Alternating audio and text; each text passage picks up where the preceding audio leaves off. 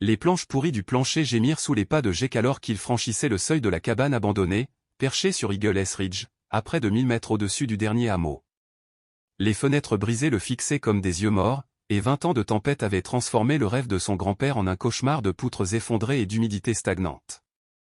Pourtant, Jake n'était pas un adolescent ordinaire de 17 ans. Il portait dans son sang l'héritage de Marcus, le bâtisseur, Thompson, cet homme de légende qui pouvait ériger une grange en 2 fois moins de temps que n'importe quel ouvrier du comté. Sous une pierre descellée de l'âtre, Jake découvrit un vieux carnet de cuir, usé par les ans, couvert d'une fine poussière. C'était le journal de son grand-père. Les pages, jaunies et craquelées, révélaient des croquis étranges, des plans d'une technique de construction impossible, accompagnés de notes énigmatiques. Elle parlait de temps empruntés, de regards invisibles. Ils observent encore. Ces mots firent courir un frisson le long de son échine. Tandis qu'il détaillait les schémas, une ombre glissa derrière les vitres brisées. Jake se figea. Quelqu'un l'attendait. La cabane n'était pas seulement en ruine, elle dissimulait quelque chose que d'autres étaient prêts à protéger, ou à tuer pour le garder secret. Il passa ses doigts sur la couverture craquelée du carnet, sentant les empreintes profondes laissées par les mains calleuses de Marcus. Le cuir semblait tiède, presque vivant. Jake avait roulé 6 heures depuis Denver, après que l'avocat lui eut remis les papiers du domaine. Il s'attendait à un simple projet de rénovation, peut-être à un peu de paix. Son grand-père avait disparu alors qu'il n'avait que 12 ans, ne laissant derrière lui que des rumeurs et cette bâtisse rongée par le temps. La première page lui coupa le souffle. L'écriture nerveuse de Marcus s'étalait sur le papier jauni. Si tu lis ceci, c'est que je ne suis plus là. Ils m'ont enfin laissé tranquille, assez longtemps pour que tu retrouves cet endroit. Ce que je t'ai laissé n'est pas qu'une méthode pour bâtir vite, Jake. C'est une façon de bâtir avec la montagne elle-même. Un craquement sourd retentit derrière lui. Jake se retourna brusquement, le cœur battant à tout rompre. Rien, seulement la poussière qui dansait dans un rayon de soleil. Le silence pesa sur ses tympans comme une chape. Il devait être seul, la ferme la plus proche se trouvait à 15 miles, au bout d'un chemin que seule la mémoire des habitants osait encore appeler « route ». Il reporta son attention sur le carnet. Les dessins semblaient mouvants, comme s'ils se déformaient dès qu'il détournait les yeux. Les angles défiaient les lois de la géométrie, les planches se pliaient sur elles-mêmes, reliées par des joints impossibles. Des symboles inconnus, gravés à l'encre brune, parsemaient les marges. Une phrase, soulignée plusieurs fois, attira son regard. Les anciennes voix ne sont pas mortes. La montagne se souvient. Avant les machines, avant les permis, avant qu'il ne décide que certaines connaissances devaient être enterrées. Sous cette ligne, une autre, plus inquiétante encore. Mais la montagne n'oublie pas non plus ceux qui abusent de ses dons. La peau de Jake se hérissa. Son grand-père avait toujours paru un peu fou, parlant aux arbres, prédisant la pluie comme on lit dans les feuilles de thé. Mais ici, il y avait autre chose, une urgence, une peur presque palpable. Une ombre tomba sur les pages. Jake leva les yeux. Dans l'encadrement de la porte se tenait un homme, grand, massif, drapé dans une vieille veste élimée. Le large bord de son chapeau dissimulait son visage. Sa posture seule suffisait à tendre l'air autour de lui. « Tu serais pas le petit-fils de Marcus Thompson ?» demanda-t-il d'une voix grave, râpeuse comme les sentiers de montagne. Jake referma le carnet d'un geste mesuré, tâchant de paraître calme. « Oui, » répondit-il. « Vous le connaissiez ? » ?»« On peut dire ça, » fit l'homme en avançant de quelques pas. « Je m'appelle Ezra. Je possède les terres plus bas, sur le versant nord.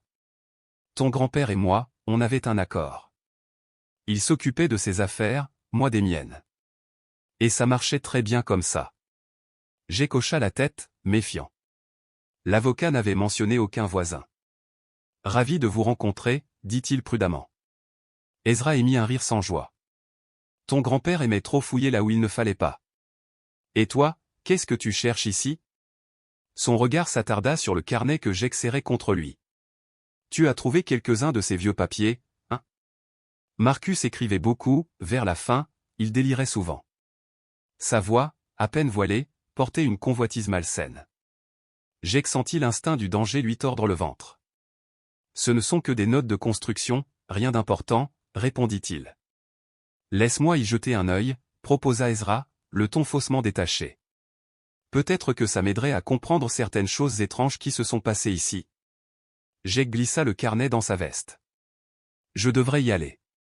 Long trajet jusqu'à Denver. Le sourire d'Ezra se figea. Bien sûr. Mais Jake, fais attention. Certaines vérités méritent de rester enterrées. Ton grand-père l'a appris à ses dépens. Ce serait dommage que l'histoire se répète. Les mots flottèrent dans l'air comme une menace. Lorsque la silhouette d'Ezra disparut entre les pins, Jake resta immobile, le cœur battant. La phrase de Marcus résonnait dans sa tête, ils observent encore. Non. Ils ne partiraient pas. Pas maintenant. Quelque chose, dans cette montagne, avait coûté la vie à Marcus, il en était désormais certain. Et il comptait bien découvrir quoi. Le soleil avait basculé derrière les crêtes, jetant sur la cabane une lueur dorée. Jake poussa la porte principale, la clé rouillée tourna sans résistance, comme si le loquet avait attendu 17 ans pour s'ouvrir à ce moment précis. Le battant grinça, libérant un souffle d'air tiède et lourd. Un rail de lumière s'infiltra, dévoilant des millions de particules de poussière flottant comme des esprits surpris dans leur sommeil. L'odeur le frappa aussitôt, non pas la moisissure à laquelle il s'attendait, mais un parfum de cèdre et de pin, mêlé à quelque chose d'autre, une trace métallique, presque électrique. Il avança prudemment. Ses semelles effleuraient le plancher couvert d'une épaisse pellicule de poussière. L'endroit paraissait plus petit que dans les récits de sa mère, mais en même temps, il semblait respirer, s'étirer au-delà de ses dimensions physiques, comme si l'espace lui-même refusait de se soumettre aux lois ordinaires. Une cheminée de pierre occupait tout un pan de mur, son conduit s'enfonçait dans l'obscurité, avalé par les ombres du plafond. Des poutres massives, taillées à la main, soutenaient la structure semblable aux côtes d'une créature préhistorique. Tout était recouvert de drap blanc, donnant à la pièce des allures de mausolée. Jake activa la lampe de son téléphone et promena le faisceau sur les murs. Ce qu'il vit lui coupa le souffle. Les rondins n'étaient pas simplement empilés, ils s'emboîtaient selon des motifs d'une complexité hypnotique. Les angles se répondaient en spirale, les veines du bois formaient des arabesques presque vivantes. Par endroits, on aurait dit que les fibres du pin s'étaient tordues volontairement, comme si elles avaient choisi de s'unir selon un dessin ancien. Il approcha sa main, une vibration subtile monta du mur, un bourdonnement à peine perceptible. Le bois semblait murmurer, respirer. Jake recula d'un pas. Il comprit alors, ce lieu n'était pas simplement bâti sur la montagne. Il était la montagne. Chaque pierre, chaque poutre, chaque jointure était une sorte de langage, une prière gravée dans la matière. Un souvenir jaillit à son grand-père, penché sur une carte, lui expliquant à voix basse. Les montagnes ont des veines, Jake. Si tu apprends à les écouter, elles te diront où bâtir, comment poser les fondations. Construis avec elles, pas contre elles. Jake rouvrit le carnet. Les dernières pages contenaient des symboles qu'il n'avait jamais vus, entourés de phrases raturées. L'une d'elles, lisible malgré les taches d'eau. Quand la terre et le bois respirent ensemble, le bâtiment devient vivant. Mais si le lien est brisé, la montagne réclame ce qui lui appartient. Un grondement lointain fit vibrer le plancher sous ses pieds. Peut-être un orage au loin. Ou autre chose. Dans un recoin, quelque chose attira son attention, une trappe dissimulée sous un tapis moisi. Il s'agenouilla, souffla la poussière et distingua un anneau de fer. Le cœur battant, il tira. La trappe céda dans un gémissement. Un souffle glacé s'en échappa, portant une odeur de terre ancienne. Un escalier descendait vers une obscurité totale. Jake braqua la lumière de son téléphone. Les marches étaient de pierre brute, taillées directement dans le roc. Chaque pas résonnait comme un battement de cœur. Au bas de l'escalier, un couloir s'ouvrait sur une salle circulaire. Des outils y étaient disposés avec soin, comme si Marcus venait à peine de s'absenter, un marteau, une scie, des planches marquées de runes identiques à celles du carnet. Sur le mur, un symbole gravé dans la roche représentait un œil entouré de racines. Jake effleura la gravure, la pierre était tiède. Une pulsation répondit à son toucher. Une phrase, inscrite au-dessus, se déchiffrait à peine. Celui qui écoute la montagne entendra son cœur battre.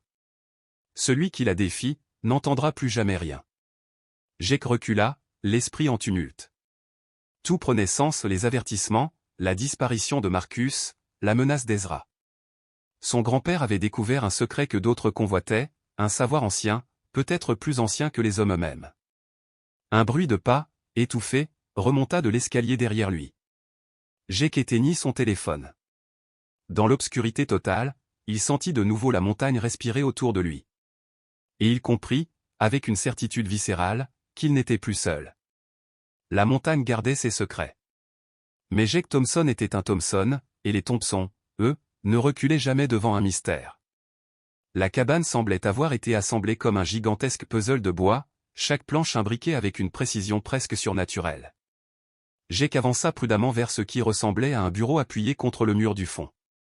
Sous une épaisse toile couverte de poussière, il découvrit un magnifique secrétaire sculpté à la main, dont le vernis luisait encore malgré les années. C'était comme si le temps, par respect, avait épargné ce meuble. Au centre du bureau reposait un carnet relié de cuir, posé là comme si son grand-père venait tout juste de quitter la pièce. Jake le prit entre ses doigts tremblants. La première page portait une inscription familière, écrite d'une encre légèrement délavée. Pour Jake. Quand tu seras prêt à comprendre ce que nous bâtissons vraiment lorsque nous construisons avec intention. Juste en dessous, une date 3 mois avant la mort de son grand-père et une phrase qui fit courir un frisson glacé le long de sa nuque. Il se rapproche de la vérité. Les plans doivent être protégés. Le cœur battant, Jake feuilleta les pages remplies de croquis, de mesures et de notes écrites dans un mélange d'anglais et de symboles mystérieux. Certains dessins représentaient la cabane telle qu'il la voyait aujourd'hui, mais d'autres semblaient impossibles, des bâtiments qui se repliaient sur eux-mêmes, des pièces situées dans des espaces qui défiaient toute logique architecturale.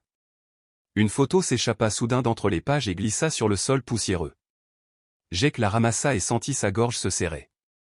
On y voyait son grand-père, souriant, aux côtés d'un homme plus jeune, devant cette même cabane. Pourtant, sur la photo, la maison paraissait différente, plus vaste, avec des annexes qui n'existaient plus aujourd'hui. Un grondement de moteur brisa le silence des montagnes. Jake se figea. Personne n'était censé venir ici. La route menant à la cabane appartenait à la famille depuis des générations. Il rangea précipitamment le journal dans sa poche et se glissa jusqu'à la fenêtre. À travers une fente entre les planches clouées, il aperçut un SUV noir aux vitres teintées avançant lentement sur le chemin sinueux. Un sentiment d'alarme monta en lui. Le véhicule était trop luxueux pour cette région reculée. Ce n'était ni un garde forestier ni un adjoint du shérif. Le SUV s'arrêta à une 50aine de mètres, et 2 silhouettes en descendirent. Même de loin, Jake vit qu'ils ne ressemblaient ni à des touristes ni à des randonneurs. Ils portaient des vêtements sombres et se déplaçaient avec l'assurance méthodique de ceux qui avaient l'habitude de chercher et de trouver ce qu'ils voulaient. Jake sentit la peur lui tordre l'estomac. Les avertissements de sa mère lui revinrent en mémoire, ne retourne jamais à la cabane, Jake. Certaines choses doivent rester enfouies. Avait-elle su que ce moment viendrait?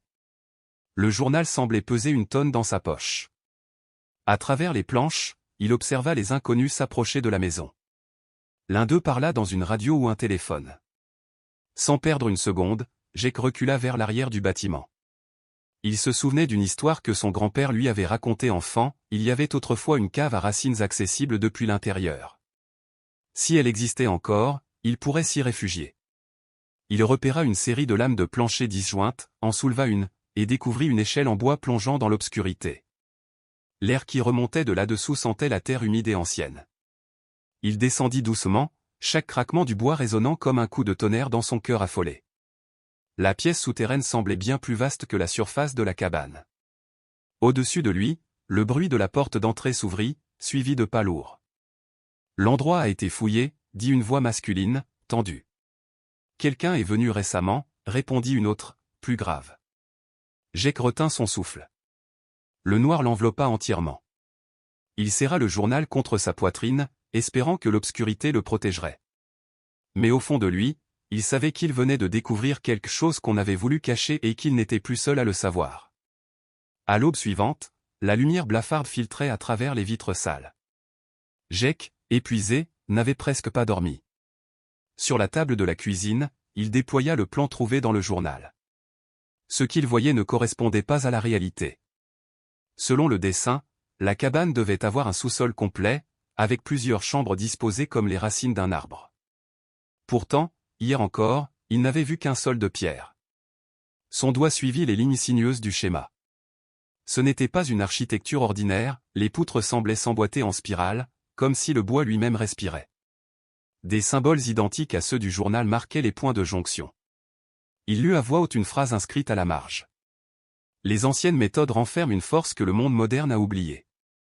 Ce que les bâtisseurs d'aujourd'hui obtiennent avec le métal et le béton, nos ancêtres l'accomplissaient avec compréhension. La montagne enseigne la patience.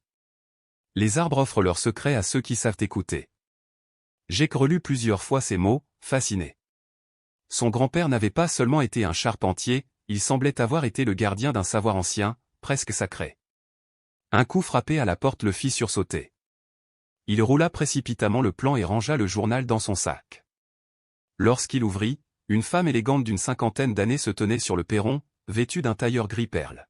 « Jacob Morrison » demanda-t-elle avec un sourire professionnel. « Je suis Victoria Crane, de Crane Development Group. Vous avez récemment hérité de cette propriété, je crois ? » « Oui », répondit Jake avec méfiance. « Je souhaiterais vous faire une offre, » poursuivit-elle avec une politesse trop mesurée. « Ce terrain a un potentiel considérable. Mon entreprise construit des complexes de luxe en montagne. Cet emplacement serait idéal pour un projet de chalet haut de gamme. Je ne vends pas, coupa Jake. Un léger voile passa dans le regard de Victoria. Elle conserva son sourire, mais sa voix se fit plus douce, dangereusement douce. Permettez-moi au moins de vous exposer ma proposition. Nous pouvons vous offrir bien plus que la valeur marchande. Disons.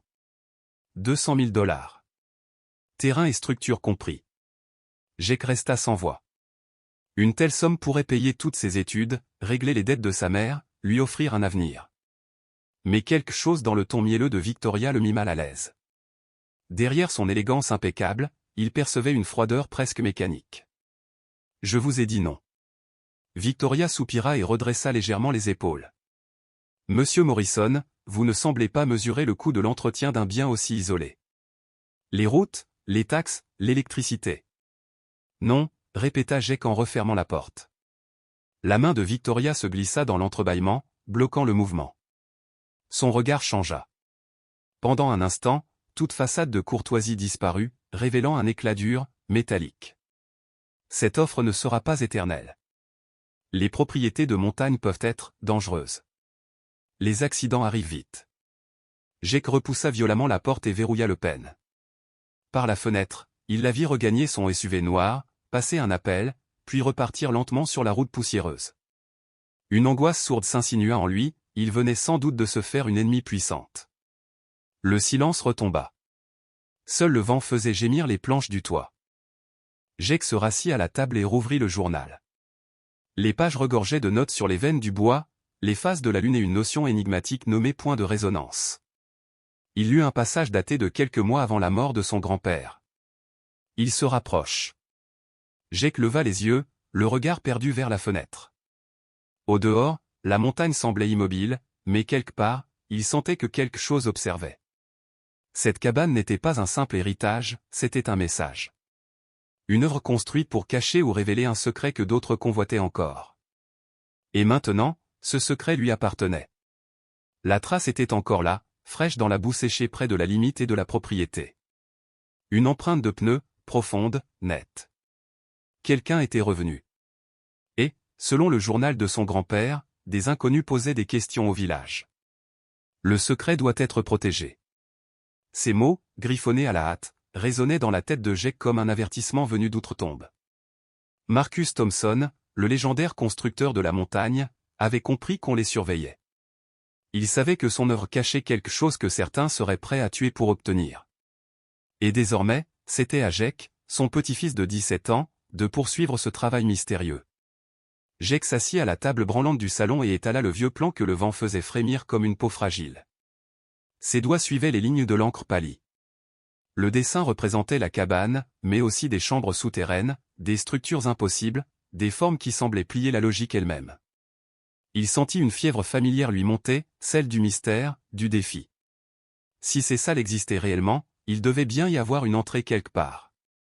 Pendant plus d'une heure, il inspecta chaque recoin du bâtiment, il tapotait les planches du plancher, écoutait les sons creux, glissait ses mains sur les murs à la recherche d'une irrégularité. Dans la chambre, derrière la commode massive de son grand-père, il remarqua une résonance différente, un écho étouffé. En retenant son souffle, il poussa le meuble de toutes ses forces.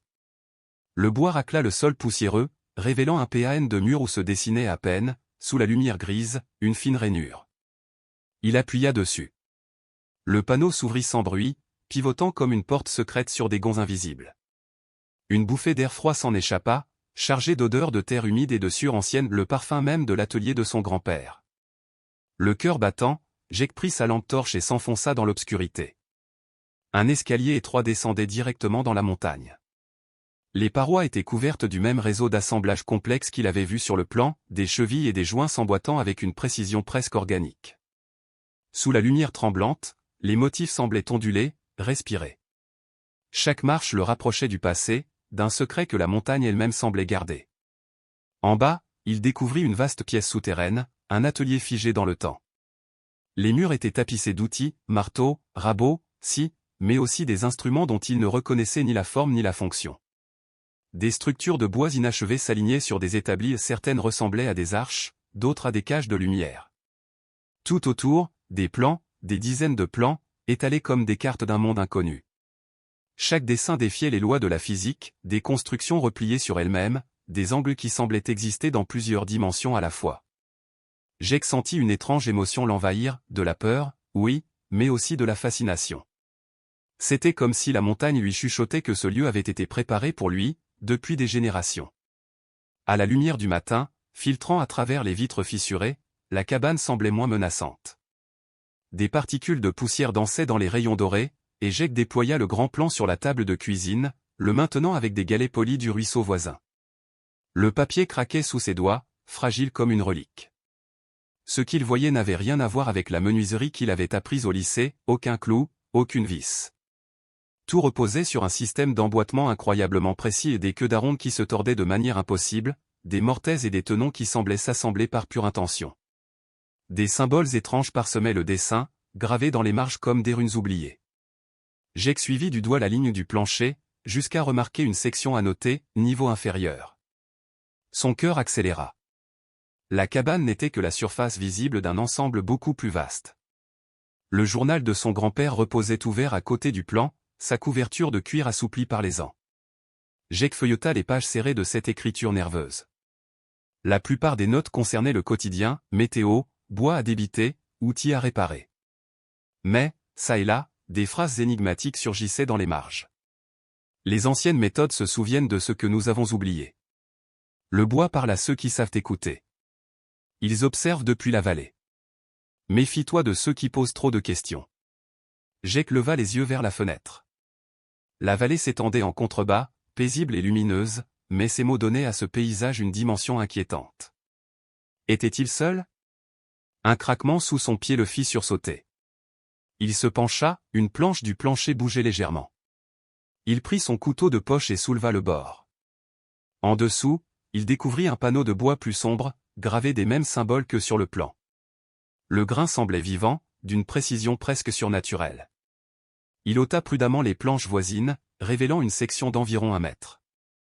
Les symboles formaient un motif qu'il reconnut aussitôt, un détail dans l'angle du dessin principal. Il appuya sur plusieurs parties sculptées, espérant déclencher un mécanisme, mais rien ne bougea. Déçu, il se rassit, ouvrit de nouveau le journal et chercha parmi les croquis griffonnés en marge. L'un d'eux attira son attention, des mains posées sur des symboles, les doigts orientés selon un ordre précis. Jake imita le geste. Il plaça ses paumes sur le bois froid, reproduisit la séquence. Un clic léger retentit et le panneau glissa doucement sur le côté. Dans la cavité, soigneusement rangée, reposaient plusieurs rouleaux de papier attachés par un ruban décoloré. Ses mains tremblaient lorsqu'il les déplia. Le premier plan détaillait tout le réseau souterrain, couloirs, chambres, galeries creusées dans la roche. Le second document était une lettre. Et cette fois, l'écriture le fit frissonner, c'était bien celle de son grand-père, mais la date indiquait, 3 mois auparavant. Jake, si tu lis ces lignes, c'est que je ne suis plus là, et que tu as trouvé le premier plan. J'espérais que ce moment ne viendrait jamais. Mais le secret de la famille ne doit pas mourir avec moi. Ce que tu as découvert n'est que le commencement. Nos ancêtres ont rapporté d'Europe un savoir que d'autres convoitent encore aujourd'hui. Ce que nous bâtissons n'est pas qu'une question d'architecture. C'est une façon de cacher, de protéger ce qui ne doit jamais tomber entre de mauvaises mains. Les phrases vibraient dans le silence de la pièce. Chaque joint, chaque symbole a un rôle. La cabane est une serrure, et toi, tu en détiens désormais la clé. Mais sois vigilant, tu n'es pas en sécurité ici. Ils nous surveillent depuis des générations, attendant que quelqu'un reprenne le flambeau. Ne fais confiance à personne venant de la vallée.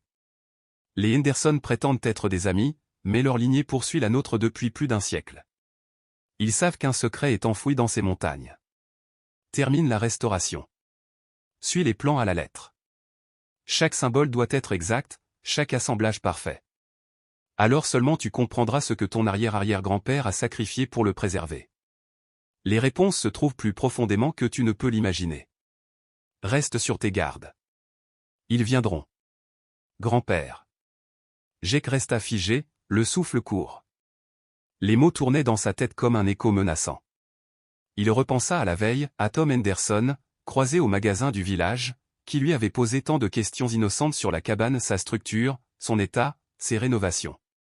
Était-ce vraiment de la curiosité? Ou un piège soigneusement déguisé? Un grondement lointain coupa court à ses pensées. Un moteur approchait, lentement, sur la route de la montagne. L'écho montait par vagues, se rapprochant à chaque seconde. Jake sentit la peur s'insinuer dans son ventre. Sans perdre de temps, il rassembla les plans et la lettre, les roula avec précaution et les remit dans la cache. Puis il remit les planches en place, essuya les traces de poussière, et se redressa. Son cœur battait si fort qu'il en avait mal aux côtes. À travers la vitre fendue, il aperçut une silhouette lointaine qui montait la route en lacet. Le soleil, bas sur l'horizon, projetait des ombres immenses sur la pente. Il pensa à son grand-père, à ses avertissements, à cette montagne qui semblait respirer autour de lui comme une entité vivante. Le secret était réel. Et désormais, il en était le gardien. Le plancher craquait sous les pas de Jake alors qu'il remettait en place les lames de bois qu'il avait dû soulever. Ses gestes étaient nerveux, précipités, comme s'il essayait de colmater une brèche invisible avant qu'une marée ne s'y engouffre. À travers la fenêtre, il aperçut la silhouette d'un pick-up noir qui serpentait lentement sur la piste étroite menant à la cabane. Deux silhouettes indistinctes occupaient la cabine, mais la distance empêchait toute reconnaissance. Pourtant, la manière dont le véhicule avançait avec une détermination froide, presque militaire ne laissait aucun doute, ce n'était pas un simple curieux en quête de paysage. Jake sentit l'urgence le saisir à la gorge. Il attrapa son sac à dos, y fourra le carnet de son grand-père et les mystérieux plans qu'il avait découverts la veille. Quelque chose, dans l'air, avait changé. La paix fragile de son été de restauration s'était évaporée, désormais, il se trouvait au cœur d'un danger dont il ne comprenait encore ni la nature ni l'étendue. Le grondement du moteur résonnait plus fort, se répercutant sur les flancs de la montagne.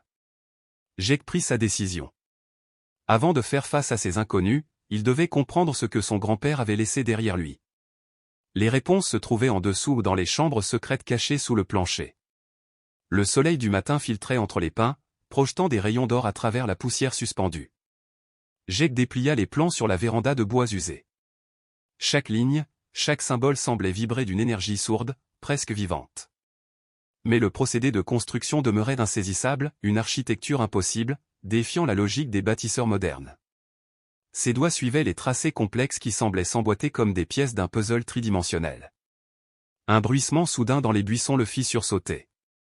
Il leva les yeux vers la crête, juste à temps pour apercevoir un mouvement furtif, quelqu'un l'observait.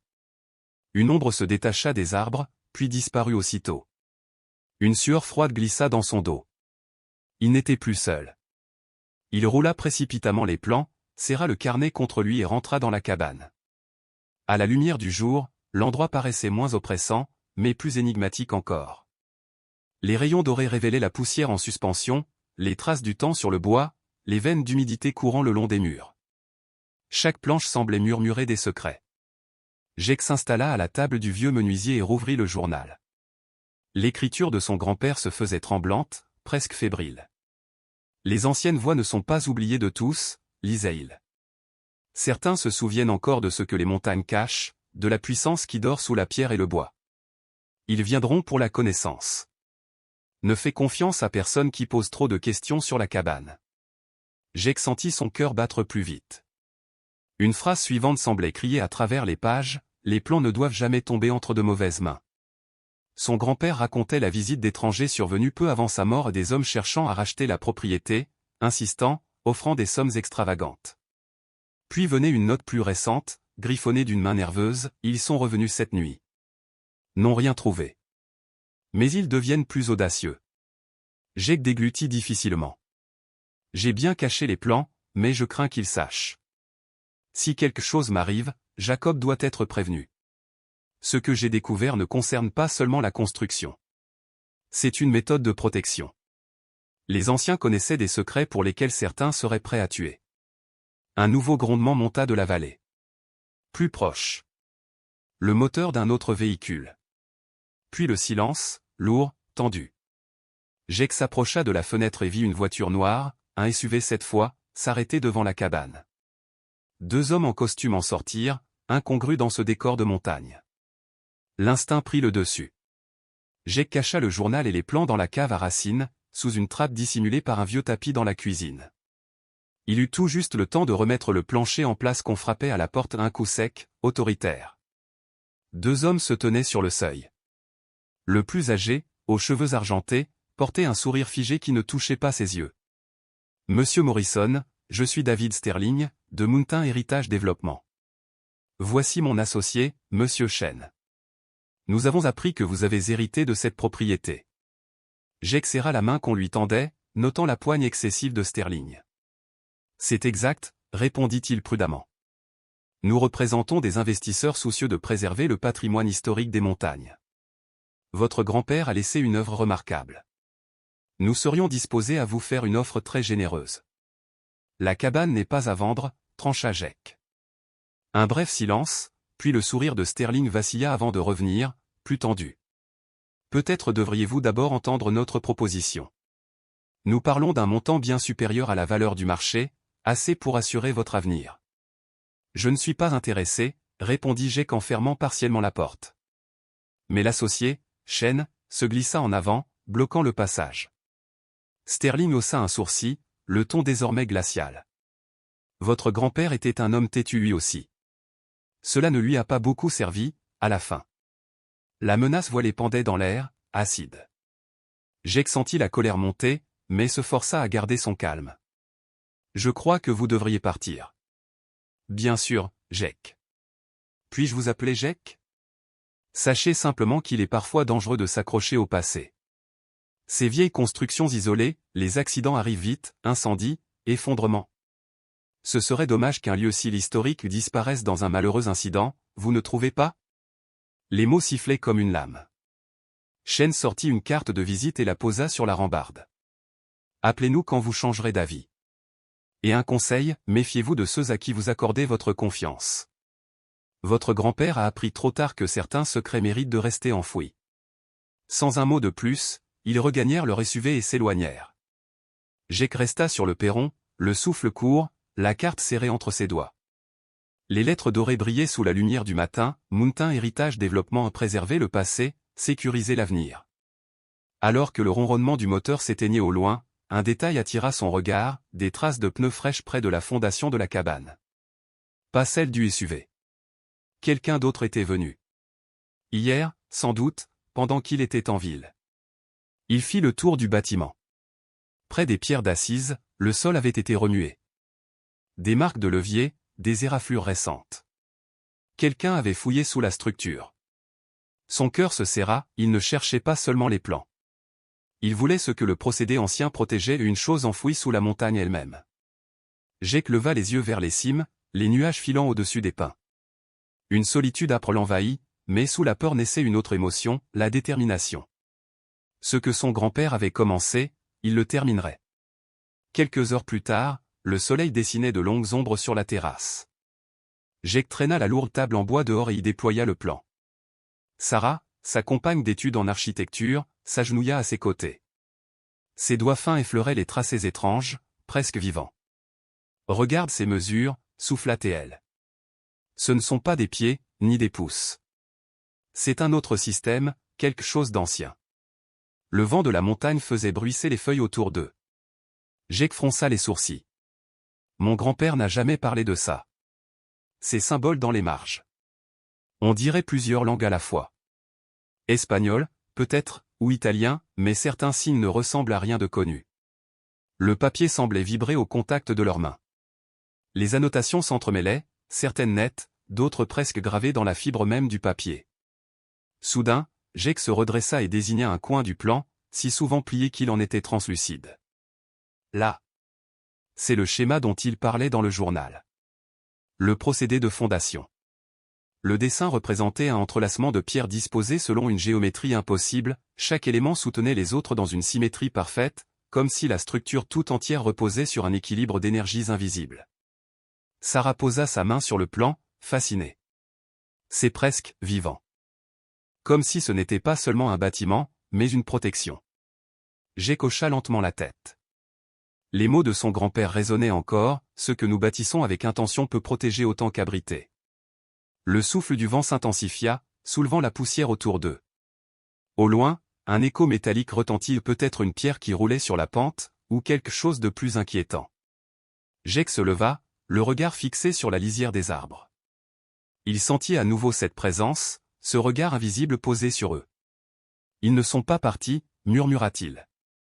Ils nous observent encore. Sarah serra le plan contre sa poitrine, l'inquiétude dans les yeux. Alors il faut descendre là-dessous, Jake. Découvrir ce que ton grand-père a voulu cacher avant que ne le trouve. Le jeune homme acquiesça. La peur n'avait pas disparu, mais elle avait changé de nature. Elle s'était muée en résolution, en feu intérieur. Le secret du vieux bâtisseur ne resterait pas enterré. Et tandis que la lumière déclinait, les montagnes semblaient les écouter, silencieuses et immobiles, comme des gardiennes millénaires attendant que l'héritier du savoir ose enfin franchir la porte vers ceux qui sommeillaient sous leurs racines. Sous le porche craquant de la vieille cabane, les pierres du sous-sol révélaient un secret stupéfiant. Au lieu du schéma rectangulaire habituel d'une fondation, elles formaient des spirales et des courbes, dessinant dans la terre un réseau vivant semblable à des racines s'enfonçant sous les poutres. Chaque pierre semblait respirer, vibrer faiblement sous la lumière du jour.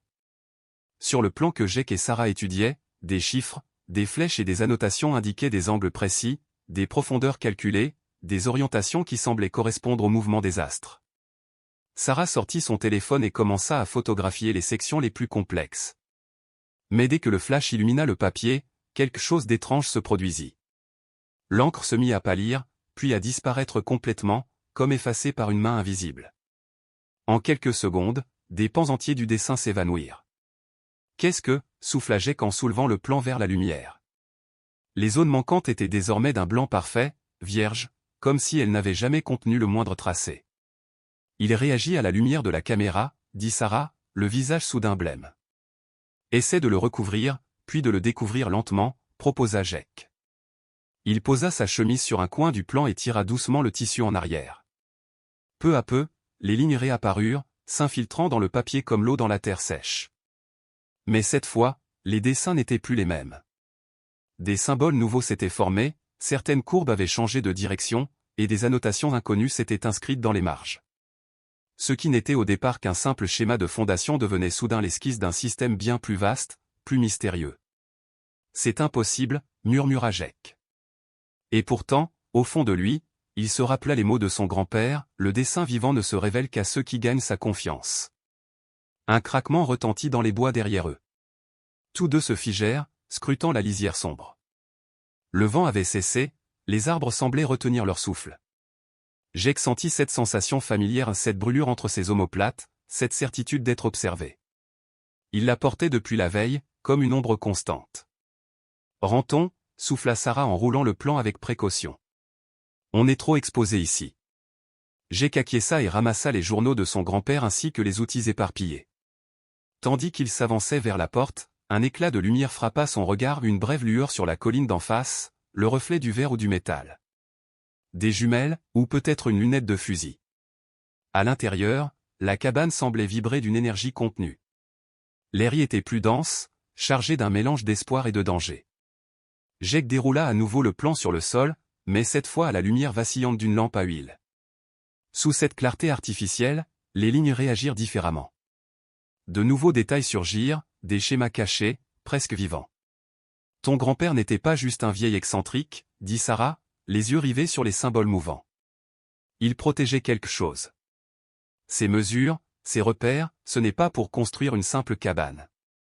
C'est autre chose, quelque chose de beaucoup plus important. Jake ouvrit le journal à une page marquée d'un ruban effiloché. L'écriture y était tremblée, nerveuse, comme tracée dans la hâte ou la peur. La fondation doit être achevée avant l'équinoxe d'automne. Si l'alignement est rompu, si les pierres sont déplacées, la barrière tombera. Alors ils trouveront ce qui a été caché, et ils achèveront ce qui fut commencé il y a 70 ans. Une barrière, murmura Sarah. Quel genre de barrière? Avant qu'il ne puisse répondre, le grondement d'un moteur monta du fond de la vallée. Jake se précipita à la fenêtre. Une voiture noire serpentait sur la route de montagne, beaucoup trop vite pour un chemin aussi étroit. Il reconnut aussitôt le même véhicule qu'il avait aperçu la veille à la station-service. « Ils nous ont trouvés », dit-il d'une voix sèche. Sarah réagit immédiatement. Elle roula le plan, le glissa dans son sac avec les journaux les plus précieux. « Il y a une autre sortie ?» Jake fouilla dans ses souvenirs d'enfance, les étés passés ici, à explorer les sentiers avec son grand-père. Oui. Un vieux chemin derrière la cabane. Il rejoint une route minière à 2000 au nord. Le bruit du moteur se rapprochait, accompagné de nuages de poussière qui s'élevaient entre les arbres. Celui qui conduisait n'essayait plus d'être discret. La traque silencieuse était terminée. « Prends tout ce qui compte », dit Jake en hissant son sac. « On va découvrir jusqu'où ils sont prêts à aller pour percer les secrets de mon grand-père. » 3 jours plus tard, la transformation de la cabane avait dépassé tout ce que Jake aurait pu imaginer. Guidé par les instructions codées du plan, il avait replacé chaque poutre selon des mesures presque rituelles. Le bois, au lieu de résister, semblait coopérer, se plier sous ses mains avec une douceur presque organique. Par moments, il avait l'impression que la structure respirait, qu'elle ajustait elle-même sa forme.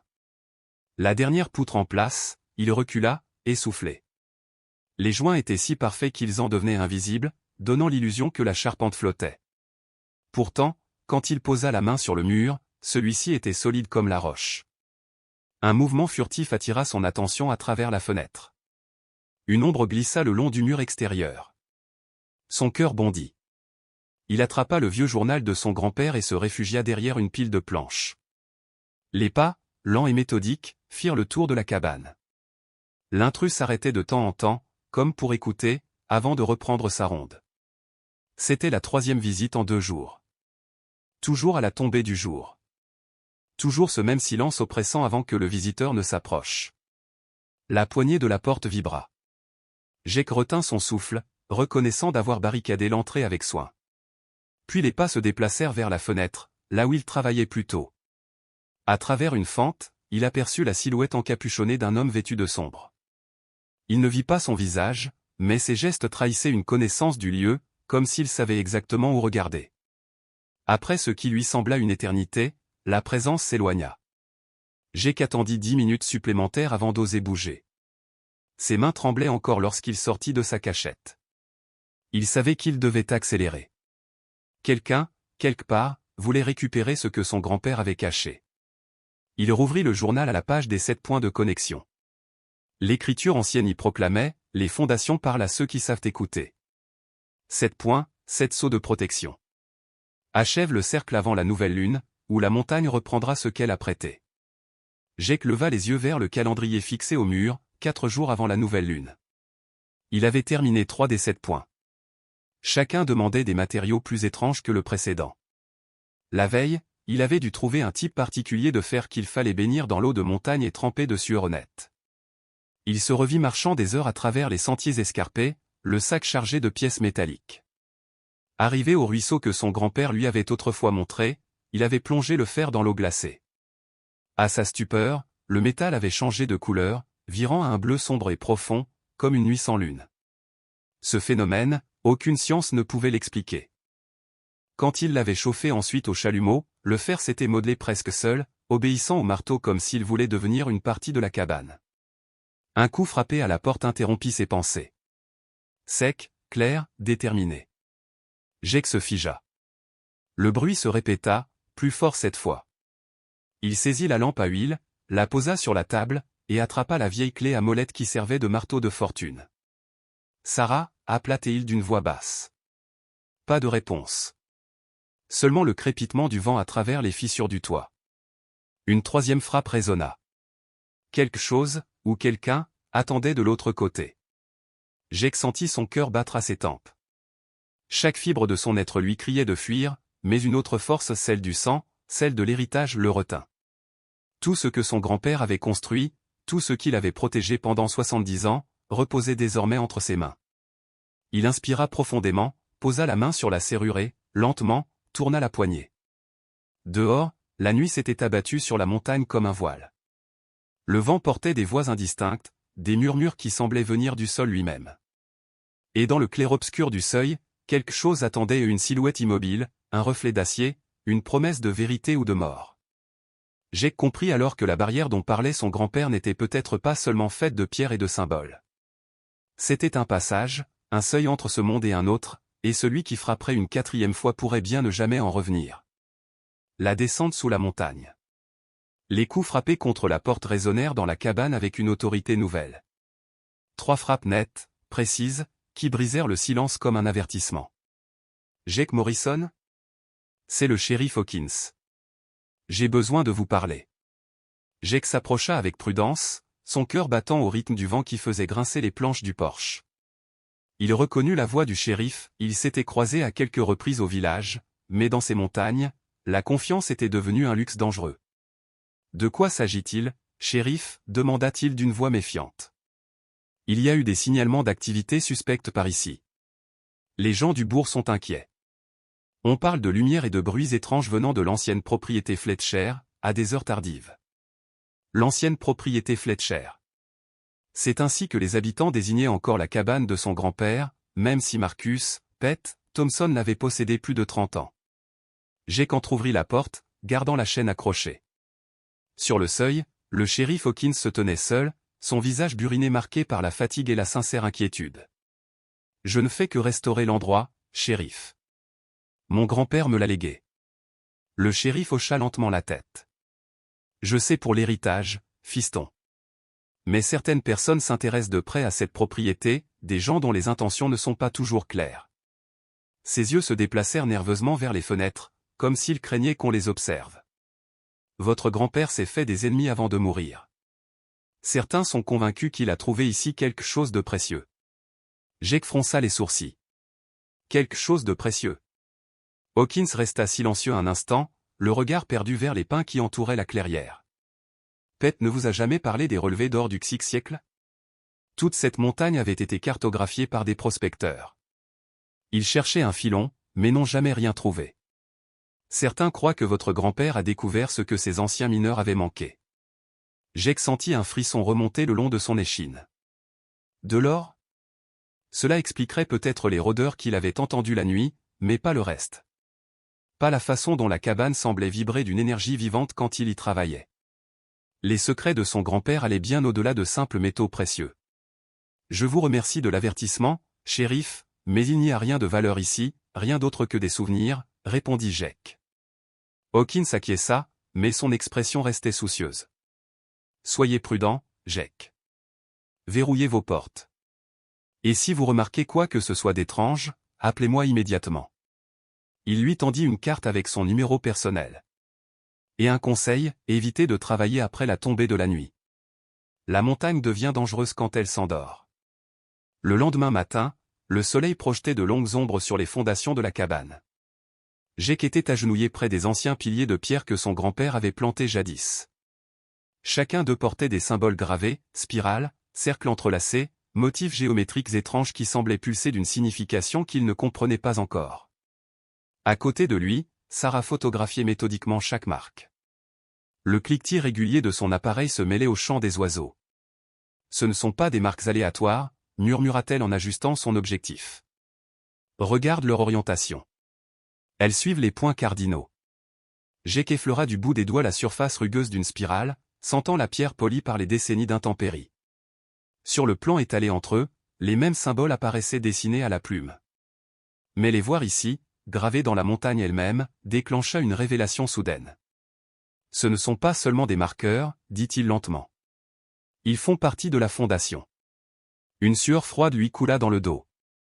Le journal de son grand-père mentionnait un secret ancien, une technique de construction héritée de ses propres ancêtres. Ce n'était pas un simple assemblage de bois et de mortier, c'était une œuvre conçue pour dialoguer avec les forces naturelles de la montagne. Jake sortit le vieux matériel d'arpentage de son grand-père, un théodolite cabossé qui avait servi des décennies. Il l'installa au-dessus de la pierre centrale, retrouvant des gestes oubliés.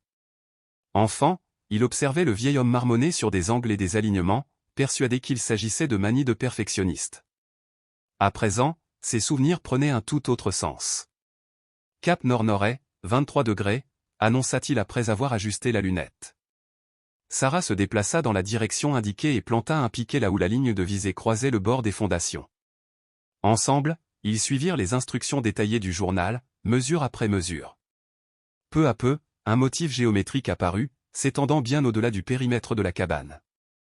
Leur travail révéla une conception d'une précision fascinante, les alignements intégraient des éléments naturels du terrain à un vieux chêne, un affleurement de granit, même le cours saisonnier d'une source souterraine jaillissant une cinquantaine de mètres plus bas. Tout semblait relié, comme si la montagne elle-même faisait partie de la structure. « Jake, viens voir ça », dit soudain Sarah, la voix vibrante d'excitation. Elle se tenait près du coin nord-est de la cabane. Une pierre massive du soubassement s'était légèrement déplacée avec les années, laissant apparaître une ouverture sombre. Jake se pencha à ses côtés, un souffle d'air frais en émanait, chargé d'une odeur d'humus et de pierre ancienne. « Il y a quelque chose là-dessous », chuchota T.L. Jake saisit sa lampe torche et en dirigea le faisceau à l'intérieur. Ce qu'il vit lui coupa le souffle, sous la fondation, des blocs parfaitement taillés formaient un mur. Ce n'étaient plus les pierres brutes de la montagne, mais un assemblage travaillé, presque architectural. Et sur ces murs, les symboles gravés étaient plus nombreux, plus complexes, presque vivants sous la lumière tremblante.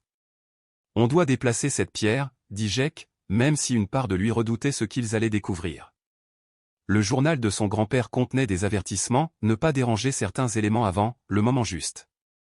Mais Sarah, absorbée par sa curiosité, examinait déjà les contours du bloc. « Ce n'est pas une pierre ordinaire, observa T.L. Regarde ces rainures, elle est conçue pour glisser. » À deux, ils la déplacèrent lentement, centimètre par centimètre. Le sol gémit sous leurs efforts, puis un craquement sourd résonna, la pierre s'écarta, révélant un étroit passage qui descendait dans la montagne. Des marches de pierre s'enfonçaient en spirale vers les ténèbres, couvertes des mêmes symboles mouvants que ceux visibles à la surface. La lumière de leurs lampes semblait s'y refléter étrangement, comme absorbée puis renvoyée par une matière inconnue.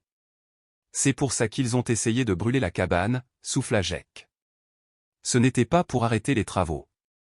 C'était pour cacher ça.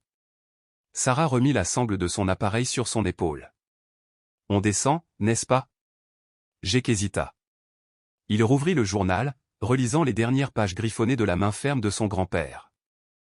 On y parlait d'un point de passage, d'un moment décisif où l'ancien savoir devait soit être transmis, soit disparaître à jamais.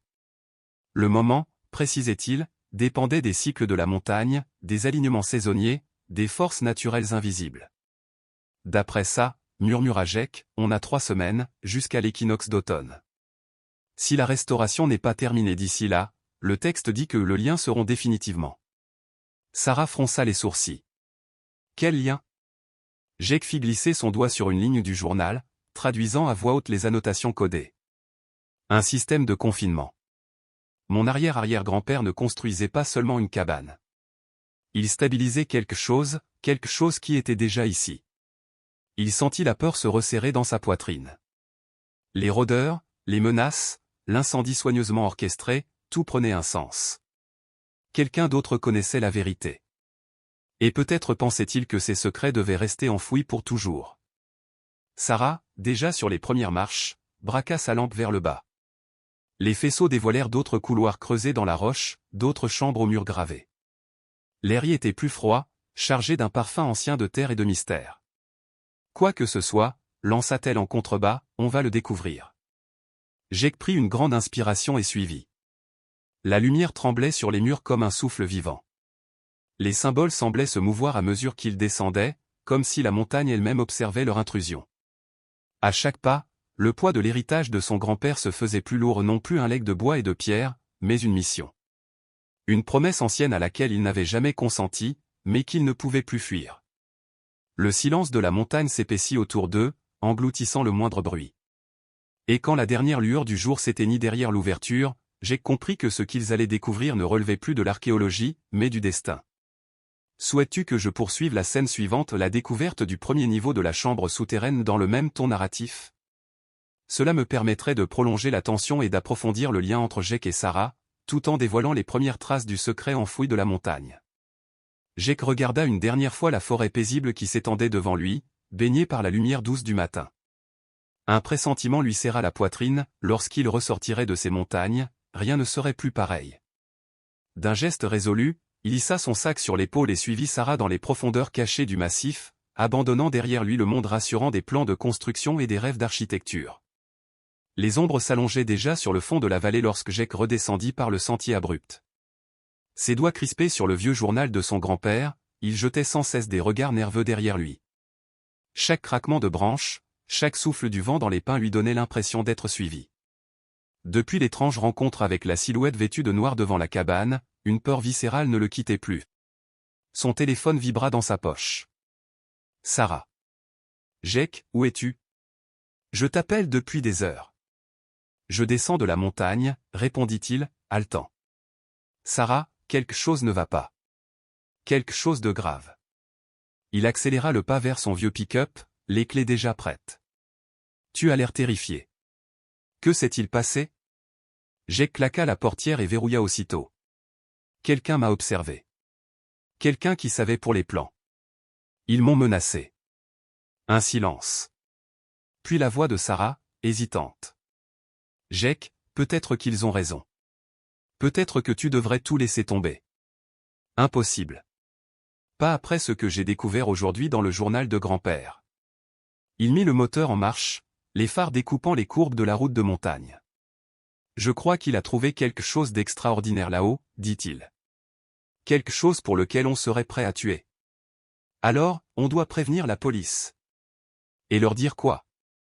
Qu'un inconnu en noir m'a demandé d'arrêter de rénover ma propre cabane? Il rirait.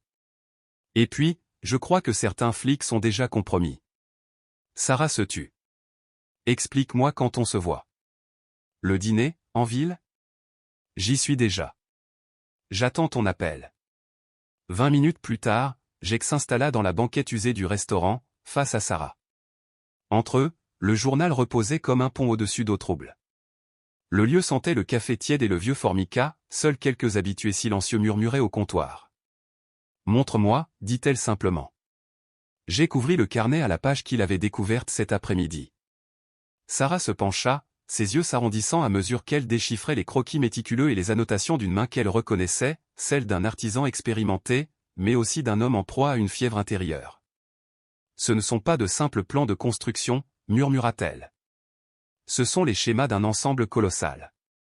Regarde ces dimensions. Ce n'est pas une cabane. C'est un complexe souterrain. Jake sentit un frisson lui parcourir la nuque. Les dessins révélaient des chambres, des conduits d'aération, un système d'ingénierie beaucoup trop sophistiqué pour une habitation rustique. Lisa, dit-il, désignant une note datée de 3 mois avant la mort du vieil homme. Il y parle d'une découverte, qui change tout, et d'un rendez-vous avec quelqu'un qu'il appelle le géomètre. Il tourna plusieurs pages. L'écriture devenait agitée, les phrases hachées, il me surveille. On me suit. Les fondations ne sont pas ce qu'elles paraissent. Jake, cette dernière entrée, chuchota Sarah. Elle est datée de la veille de sa mort. Jake hocha lentement la tête. Il la connaissait par cœur. Ils savent. Je sais. La construction n'a jamais eu pour but d'ériger quelque chose de neuf, mais de dissimuler ce qui existait déjà. Si je disparais, j'espère que Jake comprendra. La vérité repose sous la cabane, mais les fondations doivent être terminées d'abord. La méthode ancienne est la clé. Sans elle, le sol lui-même engloutira ceux qui tenteront de creuser. Que Dieu me pardonne ce que j'ai découvert. La voix de Sarah tremblait. Et si ton grand-père n'était pas mort d'une crise cardiaque? Et si on l'avait assassiné? Jake serra les poings. Cette pensée le hantait depuis des heures, mais l'entendre prononcer à voix haute la rendait soudain réelle, insupportable. Le médecin a parlé d'un infarctus. Mais il se portait bien. Il randonnait tous les jours. À moins que, le stress, les menaces. Il referma brutalement le journal et jeta un coup d'œil nerveux autour du restaurant. Quelqu'un essaie d'effacer toute trace de ce qu'il a trouvé. Mais pourquoi me laisser la cabane? Pourquoi me permettre de tout découvrir? Parce qu'ils n'ont pas pu retrouver ce qu'ils cachaient, répondit Sarah. Peut-être que toi seul peux les y conduire. Jake sentit la vérité s'abattre sur lui comme un coup. Je ne suis pas la cible, murmura-t-il. Je suis l'appât. À cet instant, une voiture noire se gara lentement devant la vitrine. Vitre teintée. Moteur allumé. Personne ne descendit. Absorbés par leurs pensées, ils ne la remarquèrent que lorsque Sarah leva les yeux. Son visage pâlit. Jake, ne te retourne pas. Mais il faut qu'on parte. Maintenant. La brume du matin rampait entre les troncs, pareil à des doigts fantomatiques. Jake avançait à pas feutrés dans les broussailles, le journal serré contre sa poitrine. Chaque ombre semblait l'observer. Chaque craquement du bois le faisait sursauter. La nuit précédente avait pulvérisé toute illusion de sécurité. Quelqu'un s'était introduit dans la cabane. Et cette fois, ils n'avaient pas seulement fouillé, ils avaient laissé des traces. Du sang. Des gouttes fraîches sur le plancher qu'il savait intact lorsqu'il avait fui vers la maison de Sarah. Accroupi derrière un tronc abattu, à une 50aine de mètres de la bâtisse, il observa la structure qui l'obsédait depuis des semaines. Dans la lueur grise de l'aube, elle semblait presque respirer. Les murs qu'il avait patiemment restaurés luisaient d'une aura étrange, comme si la technique ancestrale utilisée par son grand-père réveillait quelque chose d'endormi depuis des décennies. Son téléphone vibra, un message de Sarah. La police n'a rien trouvé. Ils disent que tu deviens parano. Fais attention. Jake serra la mâchoire. Bien sûr qu'ils n'avaient rien trouvé. Ceux qui étaient venus n'étaient pas des cambrioleurs. C'étaient des professionnels, des gens qui savaient exactement ce qu'ils cherchaient. Un craquement derrière lui. Jake se retourna d'un bond. Rien. Juste la forêt silencieuse. Trop silencieuse. Même les oiseaux s'étaient tus. Il longea les arbres, se glissant vers l'arrière de la cabane, là où il avait refait la charpente selon les indications mystérieuses du journal. Les rondins s'emboîtaient avec une perfection impossible, couverts de symboles qu'il n'avait pas encore réussi à déchiffrer. Selon son grand-père, ce n'était pas seulement un procédé de construction. C'était une forme de protection. De confinement. Mais confinement de quoi? Une fenêtre de la cuisine était entr'ouverte. Il en était sûr, il l'avait fermée avant de partir. Le sol près des fondations semblait remuer, comme si quelqu'un avait creusé. Le cœur battant, il fit le tour et monta les marches du porche. La porte d'entrée bâillait légèrement. Tout son être lui criait de reculer, mais il savait que les réponses se trouvaient à l'intérieur, la vérité sur la mort de son grand-père, sur les inconnus qui le traquaient, sur cette science ancienne que certains voulaient effacer. Il poussa la porte. L'intérieur était méconnaissable. Les planches du sol arrachées, les murs sondés, la cheminée de pierre démantelée. Rien n'était laissé au hasard. Ce n'était pas du vandalisme, c'était une fouille méticuleuse, presque scientifique. Jake sortit le journal et lut à nouveau l'un des passages les plus obscurs. Les anciennes méthodes exigent l'équilibre. Ce que nous élevons, nous devons aussi le maintenir enchaîné. Les pierres de fondation ne servent pas seulement d'appui. Ce sont des ancres. Si le motif est rompu, si l'on brise le seau sans comprendre. La phrase s'interrompait là, inachevée. Mais Jake comprenait enfin. Son grand-père n'avait pas bâti un refuge. Il avait bâti une prison. Et, sans le savoir, Jake restaurait peut-être les verrous, ou les détruisait. Un grincement. Son sang se figea. Le bruit venait du plafond. Impossible. La cabane n'avait qu'un seul niveau. Un autre grincement, lent, mesuré, comme le pas d'un homme marchant sur un plancher invisible. Jake leva lentement la tête. Les bruits se déplaçaient, juste au-dessus de lui, suivant son mouvement. Pourtant, il connaissait l'entretoit, à peine 3 pieds de hauteur, saturé de poussière et de planches anciennes. Personne ne pouvait marcher là-dedans.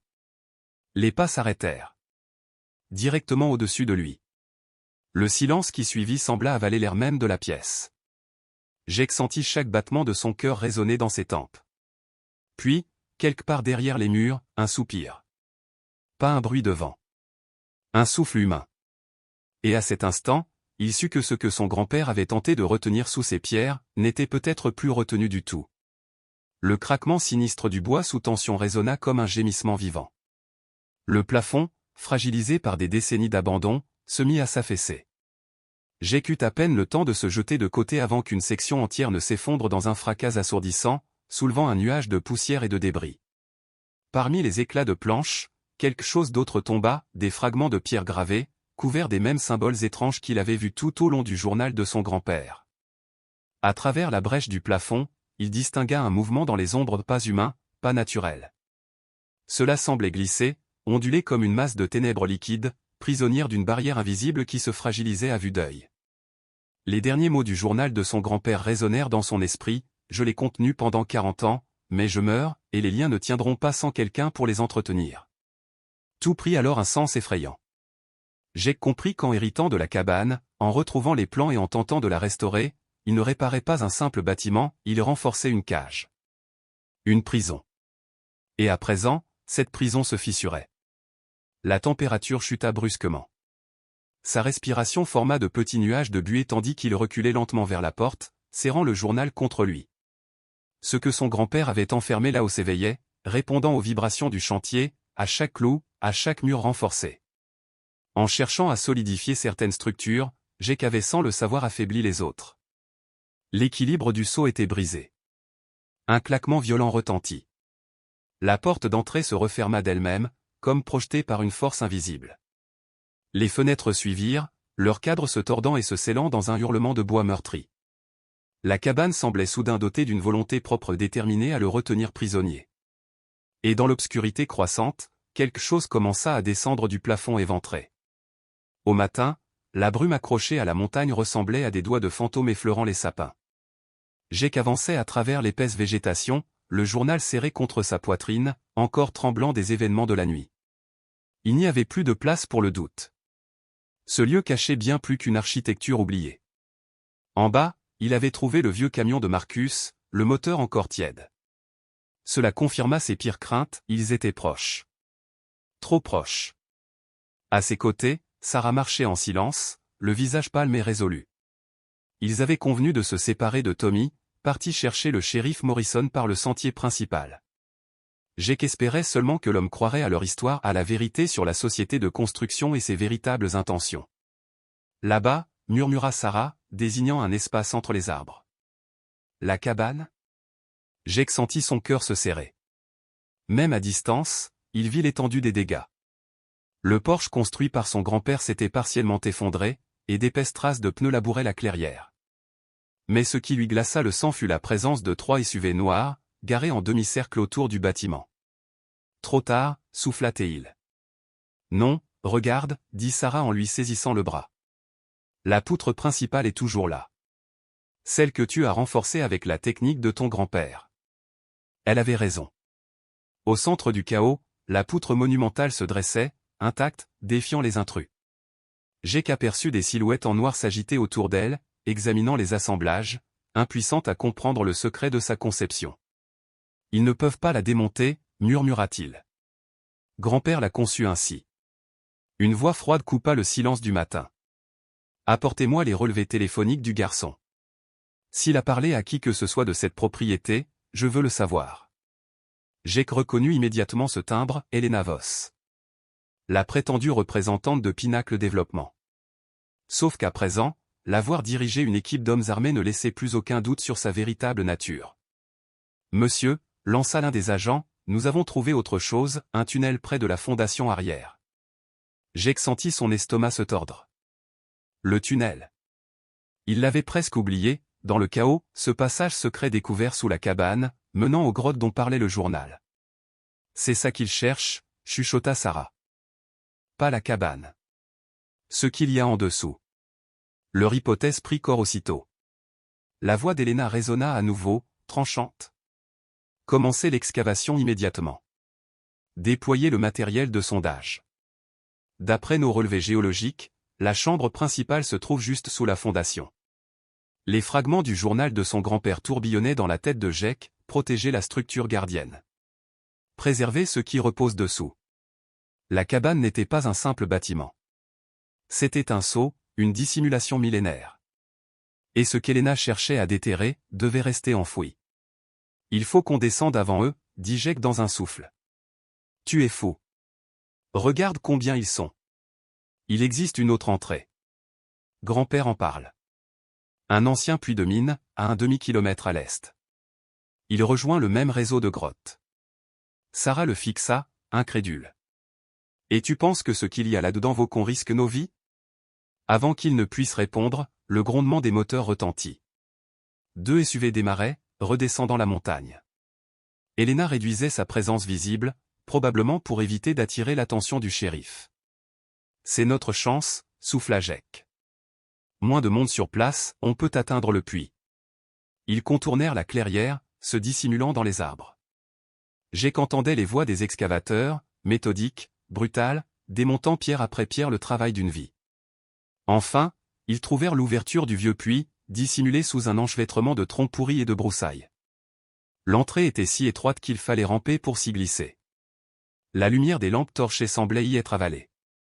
Dernière chance pour faire demi-tour, dit Jake. Mais Sarah ne répondit pas. Elle s'engouffra la première, disparaissant dans l'obscurité. Jake la suivit, le journal solidement protégé dans son sac étanche, avec les plans et les outils de son grand-père. Le tunnel s'enfonçait en pente raide. Les parois portaient les marques mêlées du temps et de la main humaine. Pendant une vingtaine de minutes, ils progressèrent lentement, leurs pas résonnant dans le silence minéral, jusqu'à ce qu'un souffle d'air froid les mène à une immense cavité. Ce qu'ils découvrirent les laissa sans voix. Devant eux, une cathédrale souterraine s'étendait à perte de vue. Des colonnes de pierre sculptées s'élevaient du sol comme les ossements d'un monde oublié. Et, au centre, une formation cristalline gigantesque irradiait une lumière bleutée, pulsant doucement comme un cœur endormi. Maintenant je comprends, murmura Jake. Grand-père ne protégeait pas une technique, il protégeait ça. Les symboles gravés dans les fondations de la cabane semblaient vivants, répercutant la lueur surnaturelle du cristal. Jake passa ses doigts sur les marques, sentant la rugosité de la pierre, comparant chaque signe au dessin du journal. Tout concordait. Chaque trait, chaque courbe. Ce n'était pas un simple procédé de construction. C'était un rituel ancien. Une technologie sacrée destinée à enfermer, ou à protéger. Ce ne sont pas des symboles d'assemblage, souffla Sarah, les yeux écarquillés. Ce sont des avertissements. Jake lut à voix basse la traduction griffonnée dans le journal. Méfie-toi du dormeur. Les anciens équilibres exigent retour. Ce qui est pris doit être rendu. Une sueur glacée lui coula dans le dos. Qu'est-ce que mon grand-père a trouvé ici? Un fracas soudain, venu d'en haut, les figea. Des pas lourds martelaient le plancher de la cabane au-dessus. Jake éteignit sa lampe. L'obscurité totale les enveloppa. Son cœur battait si fort qu'il craignait qu'on l'entende. Des voix. 3, peut-être 4. Trouvez ce journal, ordonna une voix rauque. Et les plans. Garrett veut tout ce que Blackwood a laissé. Jake sentit le sang se glacer dans ses veines. Garrett, l'homme qu'il avait harcelé pour qu'il vende la propriété, celui qui semblait connaître les secrets de son grand-père. Les pièces du puzzle s'assemblaient enfin. À côté de lui, Sarah chercha sa main. Ses doigts tremblaient, serrant les siens dans un mélange de peur et de détermination. Il devait sortir, mais la seule issue du passage menait directement dans la pièce principale là où leurs poursuivants fouillaient en renversant tout sur leur passage. Jake serra le journal contre sa poitrine. Ces pages valaient visiblement des vies. Ce savoir ancien représentait une menace pour des gens puissants. Une autre voix se fit entendre, plus proche. Vérifiez la fondation. Le vieux fou était obsédé par ces gravures. Il a dû cacher quelque chose dessous. Jake sentit l'adrénaline lui brûler les veines. Il y avait forcément une autre voie. Son grand-père parlait toujours des grottes sous la montagne, d'un réseau complexe de galeries interconnectées. En tâtonnant le long du mur, ses doigts rencontrèrent une irrégularité. Une fente, fine mais nette. Il appuya. La pierre bougea légèrement, révélant une ouverture dissimulée. De l'air frais s'en échappa, mêlé à une senteur ancienne, presque sacrée. Jake échangea un regard avec Sarah. Sans un mot, ils comprirent. Ce n'était plus seulement une question d'héritage, ni de survie. C'était une mission de préservation à protéger ce que Marcus Thompson avait scellé, ce que des siècles d'oubli avaient recouvert. Le monde extérieur croyait que cette cabane n'était qu'une ruine perdue dans les montagnes. Mais Jake savait désormais la vérité, elle était la clé d'un équilibre oublié, le verrou fragile entre la lumière et quelque chose d'innommable qui dormait sous la terre. Et ce verrou, aujourd'hui, commençait à se fissurer. Dans la pénombre du sous-sol, Jake retint son souffle. « Aide-moi à pousser », murmura-t-il à l'oreille de Maya. Leurs mains s'unirent contre la paroi secrète. Un craquement lourd, grinçant, déchira le silence, résonnant dans le passage étroit comme le gémissement d'une bête ancienne. Une bouffée d'air froid s'échappa de l'ouverture, portant avec elle l'odeur humide de la terre profonde et de la pierre oubliée. Au-dessus d'eux, les pas cessèrent brusquement. « Tu as entendu ça ?» lança une voix masculine. « Probablement la maison qui travaille », répondit une autre, agacée. « Continuez à fouiller. » Jake passa le premier à travers la brèche, puis tendit la main à Maya pour l'aider à le suivre. Ils se retrouvèrent dans un passage naturel creusé dans la roche, ses parois brutes s'enfonçant dans l'obscurité. Jake alluma sa lampe torche, gardant le faisceau bas. Le tunnel s'étirait devant eux, sculpté par des siècles d'écoulement d'eau, avalant la lumière à mesure qu'ils avançaient. Le cerveau de Jake bouillonnait. Son grand-père n'avait pas simplement découvert une technique de construction oubliée, il avait mis au jour quelque chose de bien plus dangereux, une vérité enfouie qui dérangeait des intérêts puissants. Les symboles gravés sur les plans n'étaient pas décoratifs, c'étaient des avertissements. « Jake, regarde », chuchota Maya. Elle pointait du doigt la paroi, où d'autres signes étaient gravés à même la pierre vivante. Cela était plus ancien, plus profond, tracé d'une main primitive. Jake ouvrit le vieux journal en cuir de son grand-père, les doigts tremblants. Il trouva rapidement un croquis identique. Les signes plus profonds marquent le vrai danger. Ce n'est pas la technique qui est maudite, mais ce qu'elle réveille. Les anciens bâtisseurs savaient. Ils ont tenté de nous prévenir. Une vibration monta du sol, un grondement lointain, si bas qu'on le ressentait dans les os plutôt qu'on ne l'entendait. De la poussière tomba du plafond de la grotte. Quelque chose bougeait, quelque part sous eux. Maya agrippa son bras. « Il faut sortir d'ici, maintenant. » Mais Jake comprit, glacé d'effroi, son grand-père n'avait pas cherché à protéger un secret et il gardait une prison. La méthode de construction n'était pas une technique architecturale, c'était un sceau, un dispositif pour contenir ceux qui dormaient sous la montagne. Et en restaurant la cabane, en renforçant ses fondations, il avait sans le savoir brisé un équilibre ancien. Un nouveau tremblement fit frissonner la terre. Jake serra le journal contre lui, il pesait soudain comme une pierre tombale. Tout ce que son grand-père avait défendu jusqu'à la mort s'éveillait, et lui n'avait presque plus de temps pour comprendre comment l'arrêter.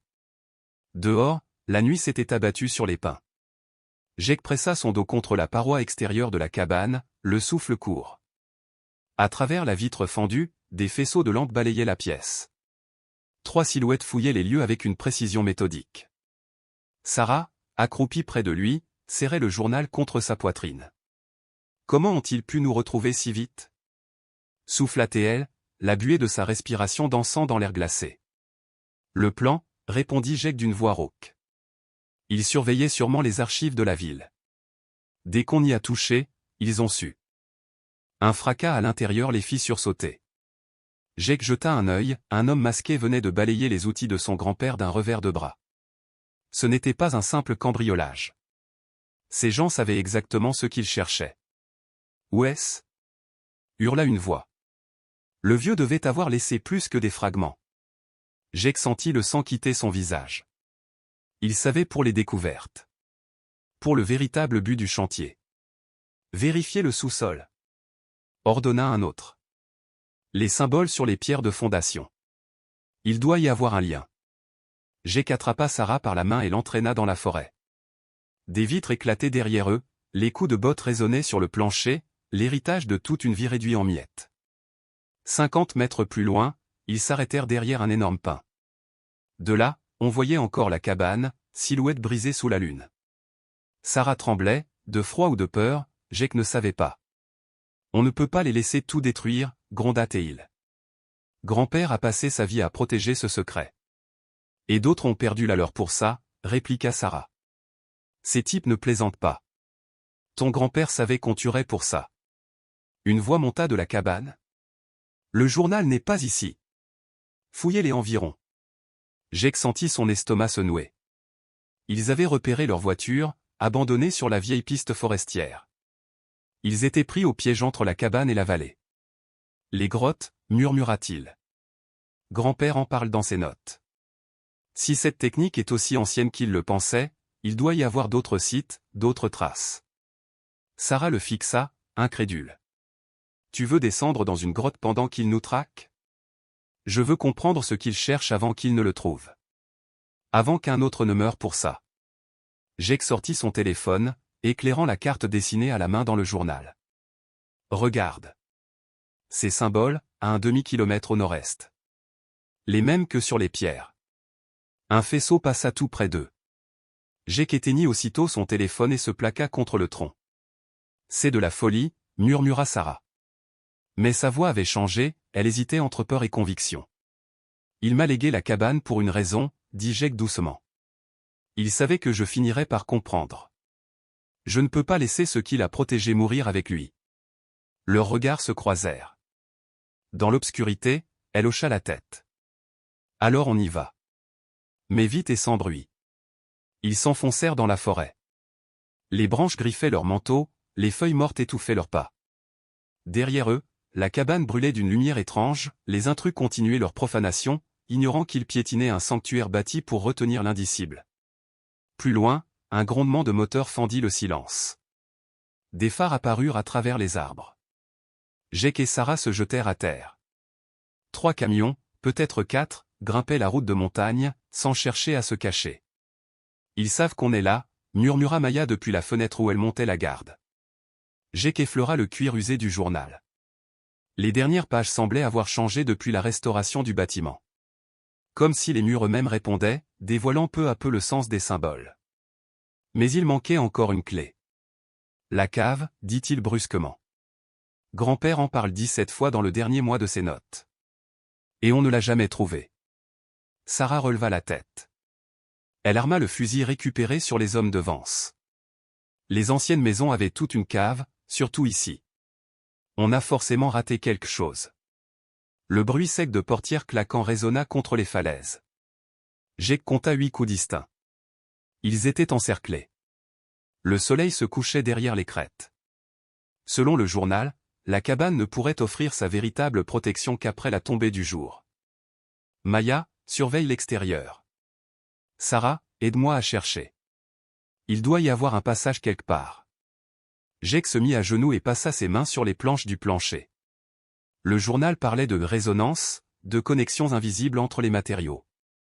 Des échos que la construction moderne ne pouvait plus reproduire. Il posa l'oreille contre le bois et tapota. La plupart des sons étaient pleins, étouffés, mais près de la cheminée, là où ils avaient trouvé la première cachette, un bruit creux répondit. Jake leva les yeux vers Sarah, elle avait compris. Ensemble, ils déplacèrent le vieux tapis et grattèrent la poussière. Une trappe, masquée sous plusieurs couches de cire et de bois, apparut lentement à la lumière. Jake posa la main sur la poignée rouillée. Un frisson parcourut son bras, comme si la maison elle-même respirait sous ses doigts. Dehors, les moteurs rugissaient plus fort, les voix se rapprochaient. C'est maintenant ou jamais, souffla Sarah. Jake ouvrit. L'air qui s'en échappa était glacial, ancien, chargé du même parfum minéral qu'au fond de la grotte. En dessous, un escalier de pierre s'enfonçait dans les entrailles de la montagne. Leurs regards se croisèrent une dernière fois. Puis ils descendirent, laissant derrière eux la cabane que Marcus Thompson avait bâtie non pour abriter une famille, mais pour emprisonner un mal trop ancien pour avoir un nom. Le grondement des pas et des moteurs s'éteignit peu à peu derrière eux. Dans les ténèbres, seule la lampe de Jake découpait un mince couloir de lumière. Les murs vibraient faiblement, comme un cœur qui se réveille. Il comprit alors que le travail de son grand-père n'était pas terminé. C'était à lui désormais de refermer ce qui avait été ouvert. Et chaque seconde comptait. La montagne des gardiens. Ici, cria Jake. Sarah accourut aussitôt, un pied de biche à la main. Ensemble, ils arrachèrent les vieilles planches du plancher, révélant un escalier de pierre étroit qui descendait dans l'obscurité. Mouvement sur le sentier. Souffla Maya dans la radio. Ils seront là dans 10 minutes, et ils avancent prudemment. Jake saisit une lampe torche, la fit clignoter une fois pour s'assurer qu'elle fonctionnait, puis s'engagea dans l'escalier, Sarah sur ses talons. Le sous-sol était bien plus vaste qu'il ne l'aurait imaginé, taillé directement dans la roche de la montagne. Mais il n'était pas vide. Le long des murs s'alignaient des étagères chargées de bocaux en verre renfermant différentes terres, des éclats de pierre, des racines séchées et des plantes réduites en poussière. Au centre, une grande table de bois croulait sous des cartes, des croquis et des relevés géologiques couverts d'annotations précises. Sarah s'approcha, les yeux écarquillés. « Mon Dieu! Jake, regarde ça. » Ces plans montraient des dépôts minéraux, des nappes d'eau souterraines, et surtout, des tracés indiquant des lignes d'énergie tellurique. Elle releva la tête, bouleversée. « Ton grand-père n'a pas seulement construit une cabane. Il l'a érigée sur un point de convergence. Une intersection naturelle d'énergie. » À cet instant, tout prit sens dans l'esprit de Jake. Les symboles étranges, les schémas complexes du journal, les avertissements énigmatiques de son grand-père. Ce n'était pas de simples techniques de construction. C'était un moyen d'harmoniser les forces de la Terre elle-même. « Voilà pourquoi Vance voulait tant cette propriété, » murmura-t-il. Il ne cherchait pas la cabane ni les secrets d'architecture, mais ce qu'il y avait dessous. Il lut rapidement un des relevés, dépôt de lithium. Accès direct à un aquifère souterrain. Son grand-père avait découvert un véritable trésor géologique, une mine d'une valeur inestimable. Pourtant, au lieu de l'exploiter, il avait bâti sa demeure pour la protéger, pour maintenir l'équilibre naturel du lieu. Un craquement retentit au-dessus de leur tête. Des pas lourds. Ils n'avaient plus de temps. Il y a une autre sortie, chuchota Sarah, désignant une ouverture à demi dissimulée au fond de la cave. Ces grottes de montagne ont souvent plusieurs débouchés. Jake enfourna les documents les plus importants dans sa veste et se dirigea vers le tunnel. Juste avant de s'y engager, il remarqua des symboles gravés dans la pierre de l'arche, les mêmes que sur les marges du plan. Son grand-père n'avait pas simplement voulu préserver des droits miniers ou protéger l'environnement. Il gardait quelque chose de bien plus ancien, une connaissance oubliée sur la manière dont l'énergie circulait à travers la Terre. Le passage était étroit, mais praticable. L'air y était froid, chargé d'un souffle ancien. Derrière eux, on entendait des voix dans la cave, des hommes pestaient, fouillant les papiers éparpillés. Quelques minutes plus tard, Jake et Sarah débouchèrent à l'extérieur, 50 mètres plus bas, dissimulés derrière une formation rocheuse naturelle. De là, ils voyaient la cabane, éclairée par les phares de plusieurs véhicules. Vance était là, vociférant des ordres, le visage tordu de rage. Et c'est à ce moment que Jake sentit la vibration familière sous ses doigts. Une onde sourde parcourut la terre, puis un bourdonnement monta du sol, profond et harmonieux. L'énergie du lieu changeait. Ce que son grand-père avait construit s'éveillait enfin. Maya parla à travers la radio, haletante, ils sont entrés. Mais, quelque chose ne va pas. Les murs, ils se mettent à luire. Les pierres anciennes palpitaient sous la main de Jake. Il plaça la dernière clé de voûte à l'endroit exact indiqué sur le plan. Aussitôt, la fondation émit un son grave, presque musical, qui résonna dans toute la montagne. Autour de la cabane, le sol se mit à briller d'une lueur bleue irréelle. « Jake, qu'est-ce qui se passe ?» demanda Sarah, fascinée et terrifiée à la fois. Le journal, contre la poitrine de Jake, chauffait comme un cœur vivant. Les mots de son grand-père lui revinrent, murmurés comme un écho ancien.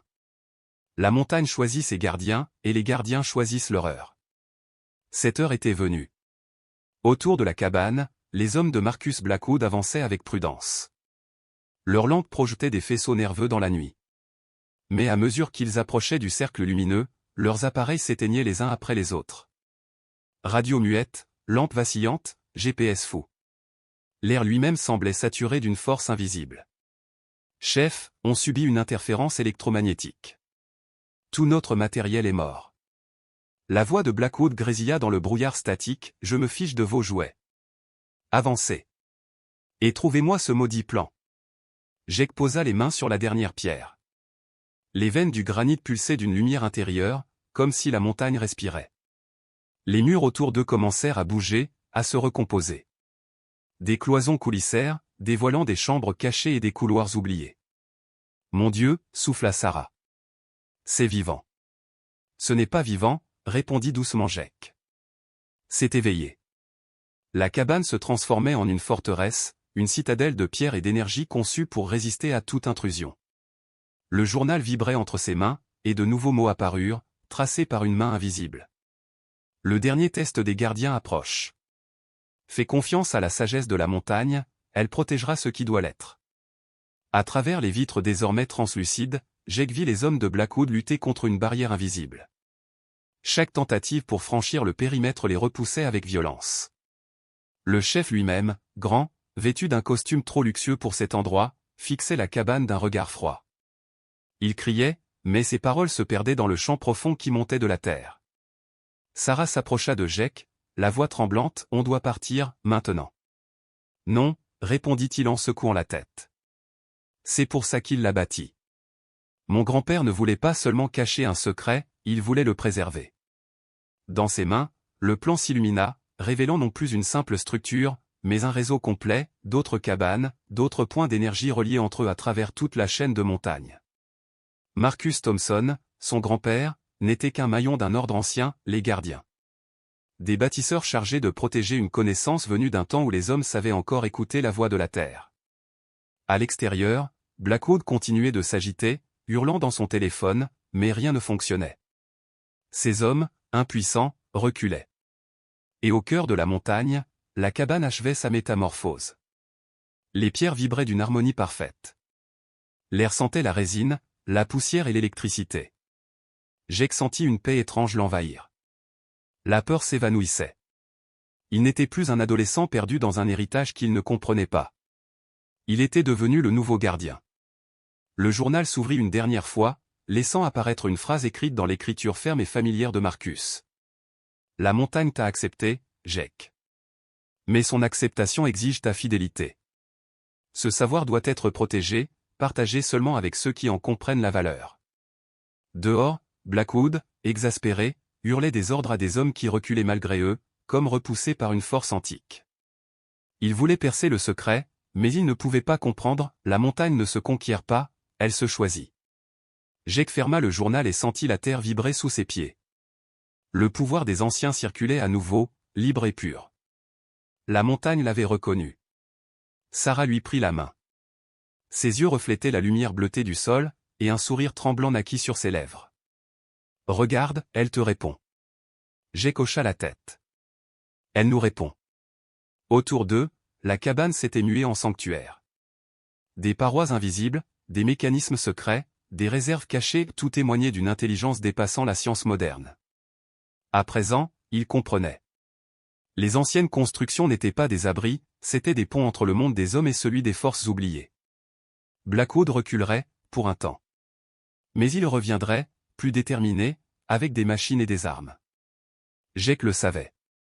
Pourtant, la peur n'avait plus de prise sur lui. Il posa une main sur la pierre vivante du mur. « Tu n'es plus seul, grand-père, » murmura-t-il. « Je continuerai ton œuvre. » Dehors, la tempête se levait, fouettant la montagne de neige et de vent. Les silhouettes ennemies s'effacèrent peu à peu dans la tourmente. Jake resta un moment silencieux, écoutant le murmure profond de la montagne, ce chant ancestral qui battait au rythme de son cœur. Puis il serra la main de Sarah. « C'est notre tour, maintenant. » La montagne grondait doucement, comme un souffle rassurant. Le froid, la peur, le bruit du monde extérieur s'éteignirent. Ne restait que la lumière bleue et la certitude que certains secrets valent qu'on leur consacre une vie entière. Jake ferma les yeux. Sous ses pieds, la terre pulsa une dernière fois, forte, vivante, éternelle. La montagne avait trouvé son gardien. La montagne des secrets. L'ancienne technique que son grand-père avait préservée dans le plan était capable de créer des liens plus solides que n'importe quel assemblage moderne. Pourtant, Jake n'était pas certain qu'elle résisterait à une attaque prolongée. Depuis des heures, son téléphone ne captait plus de signal, la tempête avait coupé toute communication avec la vallée. Sarah et son oncle, quelque part plus bas sur la montagne, pensaient qu'ils dormaient paisiblement dans la vieille cabane. Ils ignoraient tout du danger qui l'avait réveillé. Le grattement derrière les murs cessa soudain, remplacé par des murmures étouffés qu'ils ne parvenaient pas à distinguer.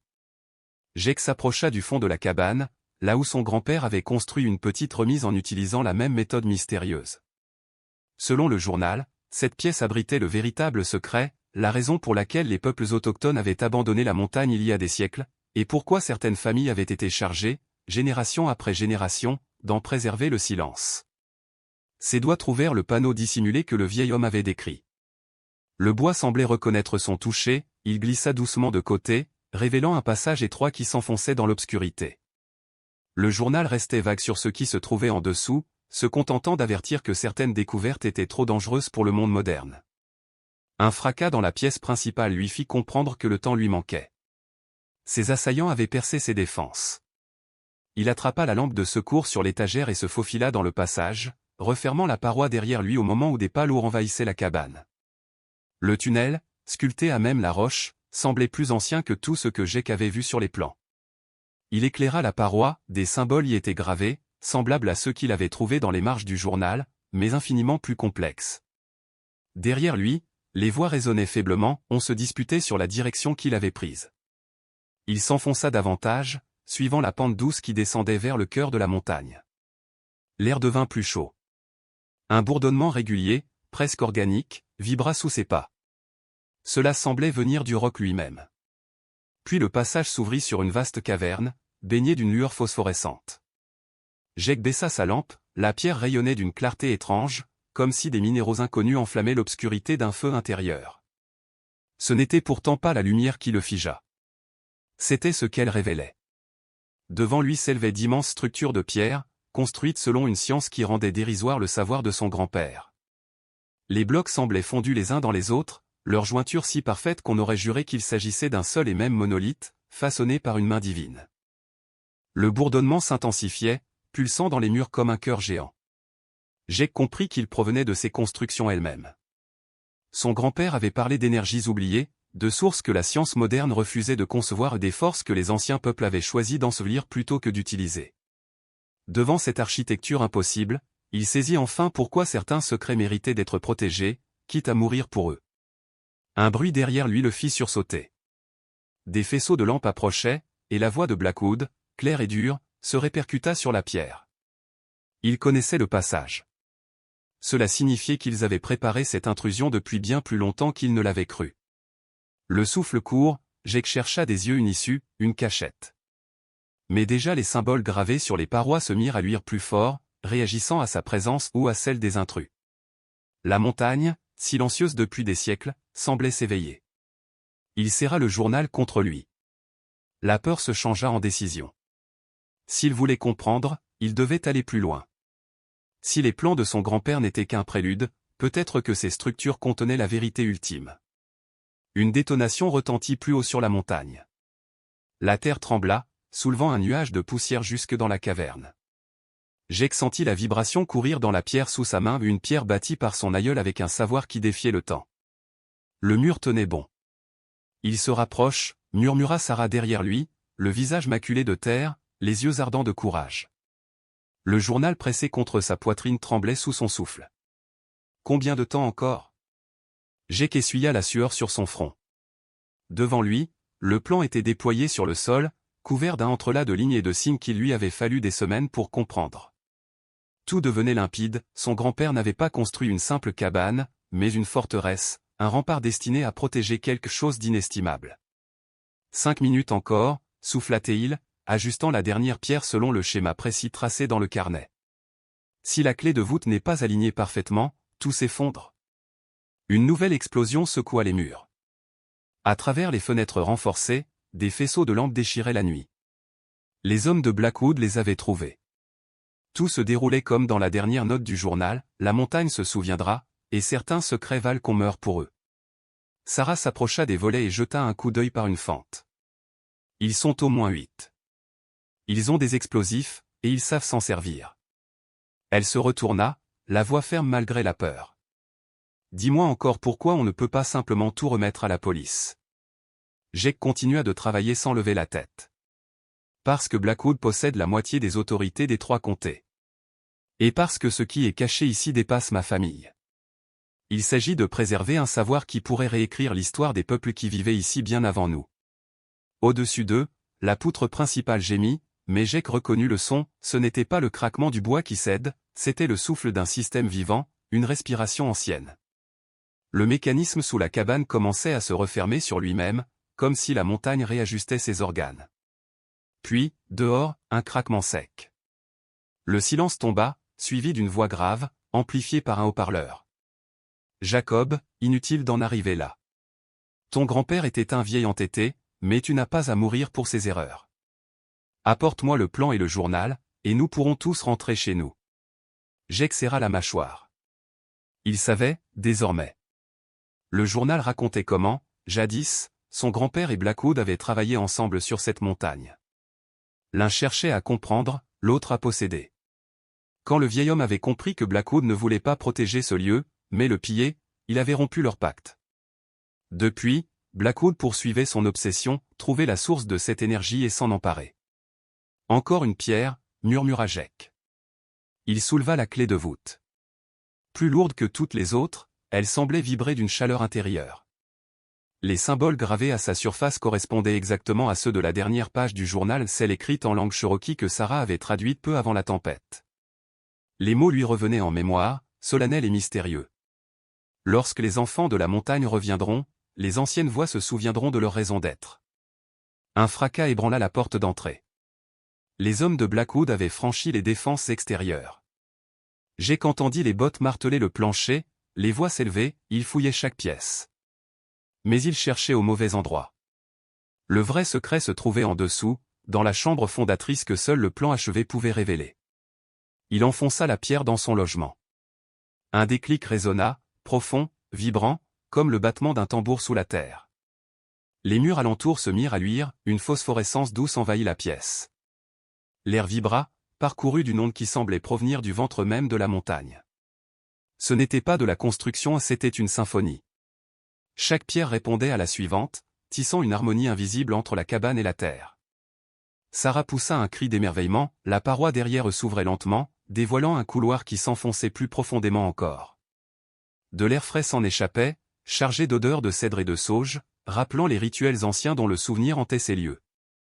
On y va, dit Jake en ramassant le plan et le journal. Au-dessus d'eux, les pas se rapprochaient. La voix de Blackwood, plus pressante, résonna à nouveau, mais la montagne s'était éveillée, et Jake comprenait enfin ce que son grand-père avait voulu protéger toute sa vie, un équilibre entre le monde des hommes et la mémoire de la terre. Ils s'engouffrèrent dans le passage. Derrière eux, le mur se referma doucement, isolant le fracas du monde moderne. Les pierres vibraient comme un chant ancien, scellant le passé tout en ouvrant la voie vers un mystère plus profond encore. 3 semaines plus tard, le nom de Marcus Blackwood n'était plus qu'une affaire judiciaire. La montagne, elle, gardait toujours son secret. Jake vivait désormais dans la cabane restaurée, seul, entouré du silence vibrant des bois. Mais certains soirs, lorsque le vent descendait des sommets, il lui semblait entendre la résonance familière de la roche comme si la montagne lui murmurait encore « Je me souviens ». Et Jake savait que tant qu'il écouterait, le secret serait sauf. Les plans, autrefois simples dessins sur papier, s'étaient matérialisés en une œuvre d'art vivante, sculptée dans le bois et la pierre. Ce qui se dressait à présent sur la crête de la montagne n'était plus une simple cabane, mais un sanctuaire né de la sagesse ancienne et du dévouement humain. Sarah sortit de la cuisine, 2 tasses de café fumant entre les mains, la vapeur s'élevant comme un encens dans la lumière dorée du matin. L'expert en assurance a rappelé, dit-elle en lui tendant une tasse. Il n'arrive toujours pas à comprendre comment un bâtiment aussi vieux a pu subir si peu de dégâts après l'explosion. Jake accueillit la tasse avec reconnaissance. Ses mains portaient encore de fines cicatrices, souvenir du labeur acharné des dernières semaines. Il esquissa un sourire. Peut-être que certaines choses ne sont pas faites pour être expliquées. La lumière du matin traversait les vitres restaurées, projetant sur le sol des motifs géométriques identiques à ceux gravés dans les plans sacrés de son grand-père. La cabane semblait respirer, éveillée, consciente. Chaque poutre, chaque jointure s'ajustait avec une perfection presque surnaturelle. Les pierres, elles aussi, s'étaient comme replacées d'elles-mêmes, trouvant leur juste position dans un ordre mystérieux, une harmonie vibrante qui emplissait l'air d'une énergie apaisante. Au loin, le grondement familier d'un moteur brisa le silence. La camionnette du shérif Morrison montait la route sinueuse, soulevant derrière elle un nuage de poussière dorée. Jake l'observa approcher. L'homme paraissait différent, plus droit, plus serein. La corruption qui avait rongé le comté pendant des décennies s'effritait enfin, balayée par la vérité. « Bonjour, les jeunes », lança Morrison en gravissant les marches du Porsche. « Je me suis dit que vous voudriez entendre les dernières nouvelles concernant Thornfield. » Ils s'installèrent dans les chaises que Jake avait lui-même construites en suivant les techniques décrites dans le journal de son grand-père. Morrison ôta son chapeau et passa une main dans ses cheveux gris, usés par le temps. Les enquêteurs fédéraux ont mis la main sur des dossiers remontant à plus de 50 ans, dit-il. Thornfield Industries a passé sa vie à étouffer des méthodes de construction alternatives. Ils achetaient les brevets, faisaient taire les inventeurs. Ton grand-père n'a pas été leur première victime, Jake, mais il sera peut-être la dernière. Sarah se pencha en avant, les yeux brillants d'inquiétude et de curiosité.